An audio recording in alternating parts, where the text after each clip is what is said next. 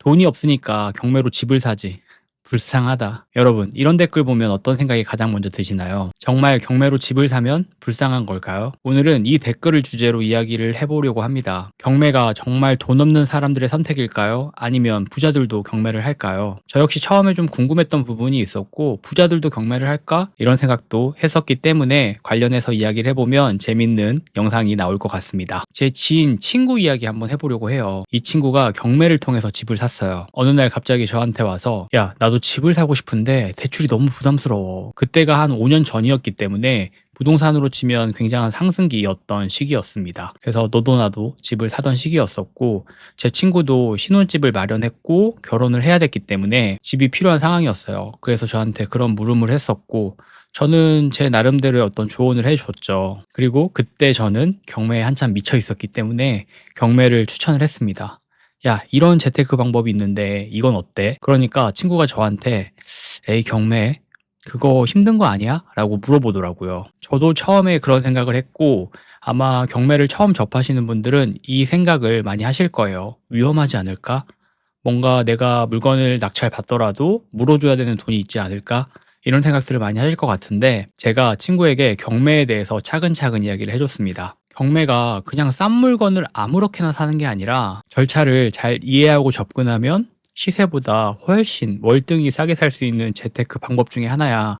이렇게 이야기를 해줬거든요. 대부분은 사실 경매를 시작하지 않는데 이 친구는 뭔가 매력을 좀 느꼈던 것 같아요. 그래서 계속 공부를 좀 꾸준히 하더라고요. 그리고 몇 달 후에 입찰도 했고 낙찰도 됐는데 시세보다 20%나 싸게 산 거예요. 물론 부동산이 좀 낡은 부분이 있어서 리모델링을 했지만 이 리모델링 한 게 가치가 훨씬 더 커져서 비싼 가격으로 팔 수 있었습니다. 많은 분들이 또 경매를 두려워하시는 게 이 수리하는 데 비용이 너무 많이 들어가지 않을까인 것 같아요.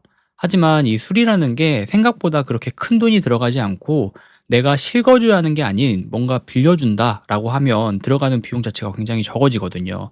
근데 이런 것들에 대한 경험이 없기 때문에 많은 사람들은 자기가 살 것처럼 수리를 하기 때문에 비용에 대한 부분이 과도하게 많이 잡혀버리는 거예요. 그럼 생각보다 싸게 낙찰을 받는다라고 해도 이 수리 비용 때문에 수익률 자체가 많이 안 나오는 경우도 있거든요. 그리고 이 집 수리라는 게 매달 매달 해줘야 되는 것도 아닙니다.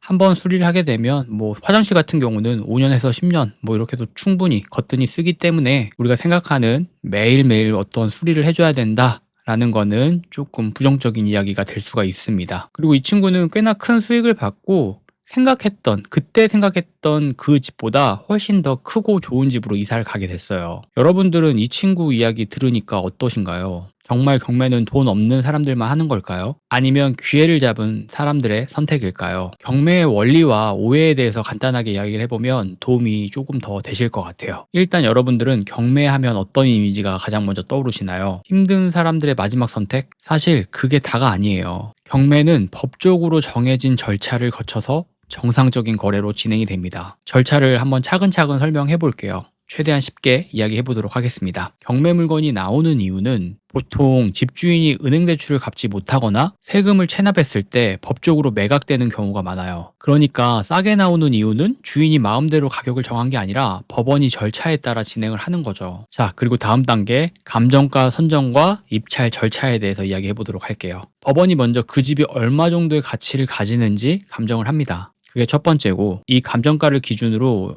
경매 시작가가 결정이 되는 거죠. 이후 여러 사람들이 입찰서를 내는데 우리도 입찰가를 정해서 가격을 적어내는 거죠. 다음 단계는 경쟁 입찰과 낙찰자 선정 과정입니다. 입찰이 끝나면 가장 높은 가격을 써낸 사람이 낙찰을 받게 돼요. 근데 여기서 중요한 건 무조건 비싸게 써낸다고 좋은 게 아닙니다. 시세보다 비싸게 사면 손해를 당연히 볼 수밖에 없겠죠. 그래서 분석이 중요한 거예요. 이 다음 단계는 잔금 납부 및 소유권 이전 단계가 필요합니다. 낙찰을 받게 되면 일정 기간 내에 잔금을 내야 돼요. 잔금을 다 내고 나면 법적으로 소유권이 넘어오게 되고 내 집이 되는 거죠. 이후엔 직접 이 집을 수리하거나 임대를 주거나 아니면 매도를 해서 수익을 챙길 수가 있습니다. 그럼 경매를 하는데 싸게 살 수 있는 원리는 뭘까요? 이유는 뭘까요? 간단해요. 경쟁이 덜하고 정보를 아는 사람들이 아직도 적기 때문이죠. 그리고 아이러니하게 너무 많은 정보가 생각보다 실행을 하지 못하게 하는 어떤 진입장벽인 것 같다는 생각도 요즘은 많이 하고 있어요. 항상 이야기하지만 SNS나 유튜브나 이런 영상들, 그리고 유튜브 방법 관련된 이야기들이 워낙 많다 보니까 이것들만 공부하면서 실행하지 못하는 경우들도 너무 많이 봤거든요. 어찌 됐건 내가 실행할 수 있고 이 시세보다 싸게만 살 수 있다면 경매는 자산을 불릴 수 있는 하나의 좋은 방법이 될 수가 있습니다. 자, 그리고 많은 분들이 궁금해하는 거이기도 한 것 같아요. 저 역시도 좀 궁금했던 부분이 있고, 부자들도 경매를 할까? 경매를 활용할까? 였던 것 같아요. 그래서 이거 관련해서 한번 간단하게 이야기 또 해보도록 할게요. 정답은 한답니다. 생각보다 부자들, 법원에 가게 되면 돈이 많으신 분들도 서로의 경쟁을 통해서 그 부동산을 가져가기 위한 노력들을 하고 계세요. 이유는 뭘까요? 이분들은 경험을 통해서 알고 있는 겁니다. 싸게 산다라는 거는 리스크를 최소화시킬 수가 있고, 경매라는 거는 사람들이 많이 들어오는 게 아니기 때문에 내가 조금만 알고 이런 것들을 지속할 수 있다면 돈을 벌 수 있다라는 거는 본능적으로 알고 계신 것 같더라고요. 그리고 규모가 있는 부동산들을 사는 경우에는 또 이분들은 자금 조달 계획서를 쓰지 않아도 돼요. 그래서 약간의 번거로운 과정들을 거치지 않을 수가 있기 때문에 또 돈이 있으신 분들, 부자라고 우리가 이야기하시는 분들도 경매를 많이 선택해서 진행하는 것 같더라고요.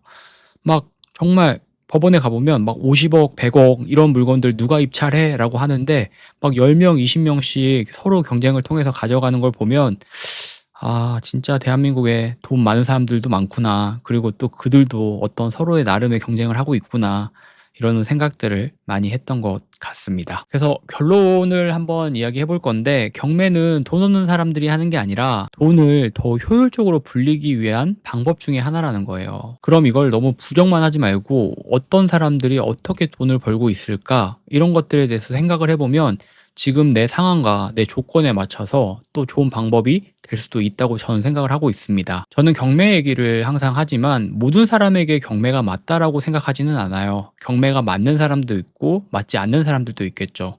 하지만 이 영상을 보시는 분들 중에 시드가 좁고 뭔가 내가 이런 경쟁에 대한 부분 마인드가 좀 세다, 한번 도전해보고 싶다라고 하면 저는 경매는 적극 추천하는 방법 중에 하나입니다.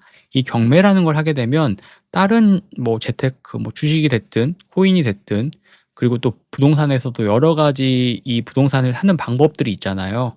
분양도 있고 청약도 있고 일반 매매도 있고 급매도 있고 이렇지만, 이 경매를 한번 경험하고 경매를 잘 배워두면 다른 재테크들은 좀 응용해서 내가 이거에 맞춰서 행동할 수 있게 만들어 줬던 것 같아요. 그래서 경매는 한번 공부해 볼 필요는 있는 것 같아요. 너무 부정적으로만 생각하지 마시고, 그리고 부정적으로 이야기하는 사람들의 이야기를 또 맹목적으로 듣지 마시고, 또 경매를 너무 찬양하는 사람들의 이야기도 또 너무 믿지 마시고, 어떤 정보들을 잘 취합을 해서 내가 지금 가지고 있는 상황과 잘 적용을 한번 해보는 게 중요한 것 같습니다. 자, 그래서 오늘 댓글 하나 보고 제가 영상을 하나 만들어 봤는데, 또 이런 이야기들 추가적으로 있으면 영상으로 한번 정리해서 이야기해 보도록 하겠습니다.